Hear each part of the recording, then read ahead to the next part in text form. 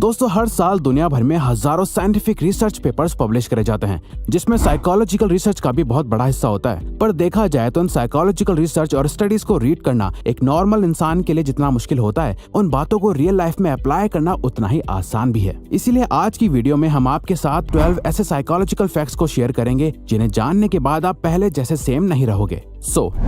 Number 1, music changes perception. हम सभी ये जानते हैं कि म्यूजिक हमारे मूड को चेंज करने का पावर रखता है। एक हाईली एनर्जेटिक सॉन्ग सुनकर आप मोटिवेटेड फील करोगे और वहीं एक सैड सॉन्ग आपको सैड और डिप्रेस्ड फील करा सकता है। आप किस टाइप का म्यूजिक सुनना पसंद करते हो, ये एक्चुअली में अफेक्ट करता है कि आप इस दुनिया को किस नजर से देखते हो। 2011 की एक स्टडी में लोगों को एक टास्क दिया गया, जहाँ उन्हें डिफरेंट म्यूजिक सुनते हुए एक पेपर पर हैप्पी और सैड फेसेस को टिक करना था। रिजल्ट ये देखा गया कि सैड म्यूजिक सुनते हुए ज्यादातर लोग सैड फेसेस को टिक कर रहे थे, वहीं हैप्पी म्यूजिक सुनते टाइम लोग हैप्पी फेसेस को चूज कर रहे थे, जिसे परसेप्चुअल एक्सपेक्टेशन का नाम दिया गया। जहां आप अपने कानों से कुछ सुनते हो तो आपका ब्रेन आपकी आंखों से सिमिलर चीजें देखने लगता है। इसीलिए एनर्जेटिक म्यूजिक वर्कआउट करते टाइम बहुत हेल्प करता है और सॉफ्ट म्यूजिक आपको फोकस करने में हेल्प करता है।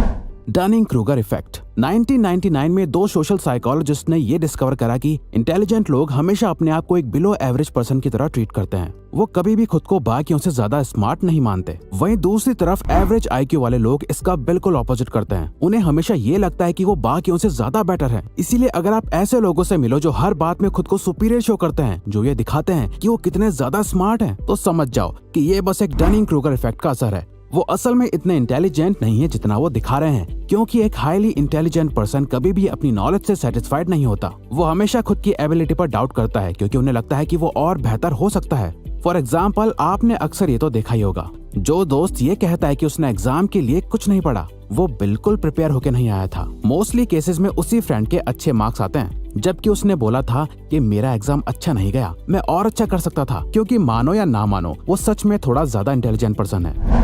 Singing reduces anxiety. इमेजिन करिए आप अपनी कार ड्राइव करते हुए अपने काम पर जा रहे हैं, जहां आपको एक इम्पोर्टेंट प्रेजेंटेशन डिलीवर करनी है। सो नेचुरली आप नर्वस और एंग्शियस फील करोगे। तो ऐसे मोमेंट में आप अपने आप को काम कैसे रखोगे? साइकोलॉजी ये कहती है कि अगर आप ऐसे टाइम पर अपना फेवरेट सॉन्ग प्ले करके खुद भी सिंगिंग करने लग जाओ। अब आपको ये सुनने में अजीब लग रहा होगा, पर सिंगिंग करने से आपके ब्रेन में एंडोर्फिन्स और ऑक्सीटोसिन रिलीज होने लगता है, जो अल्टीमेटली आपके स्ट्रेस लेवल को बहुत तेजी से कम कर देता है और आपके मूड को बेटर कर देता है। इसके अलावा ये आपके हार्ट रेट और कॉर्टिसोल लेवल को लो कर देता है, जिससे आप काम और कॉन्फिडेंट फील करने लगते हो। Power of silence. अगर आप चाहते हैं कि कॉन्वर्सेशंस आगे बढ़ती रहें पर आपको समझ नहीं आ रहा कि क्या बात करें, तो इसका सबसे सिंपल तरीका है, अपने पार्टनर से कोई भी एक क्वेश्चन पूछ लो और जब वो आंसर दे दे, उसके बाद भी आई कांटेक्ट मेंटेन रखो और आपका पार्टनर साइलेंस को अवॉइड करने के लिए कुछ ना कुछ बात करने लगेगा।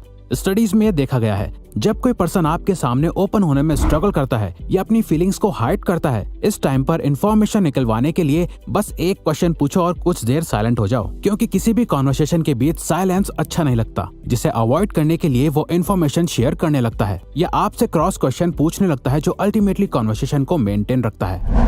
Playing dumb. अगर आप किसी के सामने अपना गुड इंप्रेशन बनाना चाहते हो, तो किसी ऐसे टॉपिक के बारे में बात करो जो उन्हें बहुत पसंद है और उसके बारे में उनसे सीखो। फॉर एग्जाम्पल, आप किसी से मिले जिसे कार्स में बहुत इंटरेस्ट है। अब हो सकता है कि आपको भी कार्स के बारे में बहुत नॉलेज हो, पर उनके सामने ऐसे प्रिटेंड करो जैसे आपको उनसे कम नॉलेज है और उनसे क्वेश्चंस पूछो जो सामने वाले पर्सन को कॉन्फिडेंट और स्मार्ट फील कराएगा और वो आपसे बात करने में और इंटरेस्ट शो करेंगे, क्योंकि वो जिस बारे में बात करना चाहते हैं आप उसमें अपना इंटरेस्ट शो करते हो, जो आपको एक लाइकेबल पर्सन बनाता है। और वैसे भी दलाई लामा का कहना है कि जब आप बात करते हैं तो आप केवल वही दोहरा रहे होते हैं जो आप पहले से जानते हैं, लेकिन अगर आप सुनते हैं तो आप कुछ नया सीख सकते हैं। The snake man.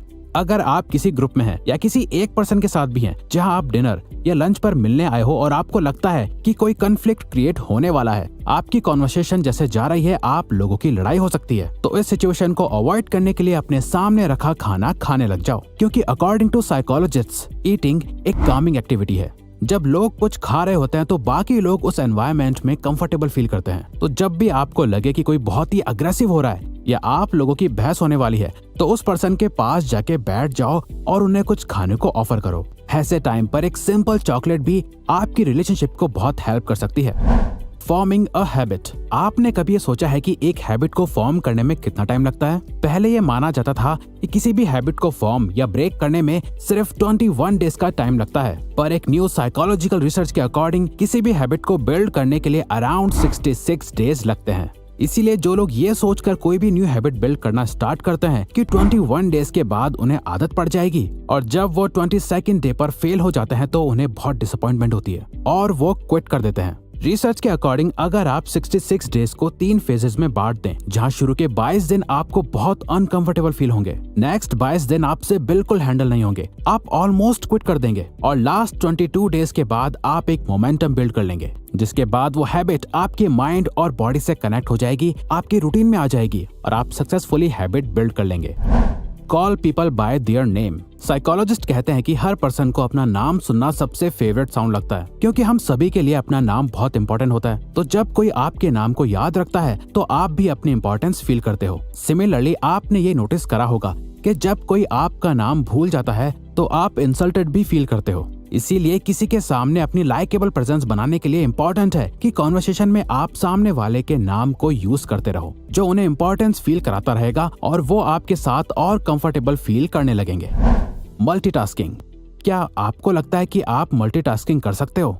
Neuro science के अकॉर्डिंग हमारा ब्रेन एक टाइम पर सिर्फ एक ही चीज पर फोकस कर सकता है। कई बार जब आप 2 काम एक साथ कर रहे होते हो तो आपको ऐसा लगता होगा कि आप मल्टीटास्किंग कर रहे हो, पर रियल में आपका ब्रेन बहुत ही तेजी से उन दोनों कामों के बीच अपना फोकस शिफ्ट कर रहा होता है। हम चलते चलते एक दूसरे से बात करते हैं क्योंकि ये बिहेवियर्स ऑटोमेटिक और ऑटो पायलट मोड से होते हैं। वहीं ऐसे टास्क जिनमें बहुत फोकस करने की नीड होती है, वहाँ वो साइमल्टेनियसली काम नहीं कर सकता। फॉर एग्जाम्पल, बुक रीड करते हुए टीवी देखना। अब यहाँ पे आपको लगेगा कि आप दोनों काम एक साथ कर रहे हो, पर रियल में एक टाइम पर आपका फोकस या तो रीडिंग करने पर है या टीवी देखने पर। Provide a choice. अगर आप चाहते हैं कि सामने वाला पर्सन एक डिसीजन ले जो आपके फेवर में हो, तो सिंपली उन्हें ऑप्शंस दो जो आपके डिसीजंस के फेवर में हो। फॉर एग्जाम्पल, अगर कोई अपने बच्चे को पढ़ाई करने के लिए बोलना चाहता है तो सिंपली उसे ये बोलने के बजाय कि जाओ पढ़ो, उन्हें चॉइस दो कि चलो पढ़ाई का टाइम हो गया, पहले इंग्लिश पढ़ोगे या मैथ्स। तो जब वो कोई भी चॉइस लेंगे तो उन्हें लगेगा कि वो खुद ये डिसीजन ले रहे हैं, वो अपने कंट्रोल में है। अब ये ट्रिक आप किसी के भी साथ यूज कर सकते हो। जैसे आपने नोटिस करा होगा कि हर रेस्टोरेंट में वेटर्स इसी ट्रिक का यूज करते हैं। वो आपको वो सारे ऑप्शंस देते हैं जो वो चाहते हैं कि आप ऑर्डर करो, और आप इनडायरेक्टली वही करते हो, पर आपको ऐसा लगता है कि वो डिसीजन आपने लिया, लेकिन रियलिटी में वो डिसीजन आपके वेटर ने पहले ही ले लिया था। यानी कि वो ट्राई करते हैं कि आप कुछ चुनिंदा चीजों में से ही कुछ एक चीज ऑर्डर कर दें जिसे रेडी करने में रेस्टोरेंट को ज्यादा टाइम ना लगे। The power of sunlight. दोस्तों, आपने भी नोटिस करा होगा कि पूरा दिन अपने घर या ऑफिस में बिताने के बाद जब आप बाहर निकलते हैं तो इंस्टेंटली आपका मूड बेटर हो जाता है, क्योंकि सनलाइट के बेनिफिट सिर्फ मेडिकल फील्ड्स में नहीं है जो सिर्फ आपकी बोन्स के लिए बेटर है, बल्कि कई रिसर्च में देखा गया है कि सनलाइट कई मूड डिसऑर्डर्स जैसे डिप्रेशन को भी प्रिवेंट करता है। सनलाइट से मिलने वाला विटामिन डी मूड स्टेबलाइजर की तरह एक्ट करता है और हमारे ब्रेन में प्लेजरेबल हार्मोन्स को रिलीज करता है। और ये देखा गया है कि जिन कंट्रीज में सनलाइट की रीच कम होती है, वहाँ के लोगों में डिप्रेशन के ज्यादा सिम्टम्स देखे जाते हैं। तो आपको बस दिन में 10 मिनट डायरेक्ट सनलाइट लेनी है, जो लिटरली आपकी लाइफ को चेंज कर देगा, और ये मॉर्निंग सनलाइट होगी तो और भी अच्छा। Mirror body language. अगर आप किसी से बात करते टाइम उनकी बॉडी लैंग्वेज या उनके कुछ बिहेवियर्स को कॉपी करने लग जाओ तो वो आपके साथ इंस्टेंट ट्रस्ट फॉर्म कर लेंगे। वो जैसे बात करते हैं, जैसे मूव करते हैं, अगर आप भी उनके कुछ एक्सप्रेशंस को मिरर करने लगो तो वो आपको और पसंद करने लगेंगे, क्योंकि वो आपसे और भी ज्यादा कंपैटिबल फील करेंगे। साइकोलॉजिस्ट इसे कैमेलियन इफेक्ट कहते हैं। फॉर एग्जाम्पल, किसी से बात करते टाइम ये नोटिस करो कि वो कौन से वर्ड सबसे ज्यादा यूज करते हैं, और आप भी बात करते टाइम उन वर्ड्स का यूज करने लग जाओ। इससे वो खुद को आपसे आइडेंटिफाइड कर पाएंगे, उन्हें लगेगा कि आप भी उन्हीं के जैसे हो, और वो आपकी कंपनी को एंजॉय करने लगेंगे। तो अगर आपको ये वीडियो अच्छी लगी तो वीडियो को लाइक और सब्सक्राइब बटन पे क्लिक करके इस चैनल को ग्रो करने में सपोर्ट करो, और बेल नोटिफिकेशन ऑन कर लीजिए ताकि आप आने वाली वीडियोस मिस ना कर पाओ। Thank you for watching.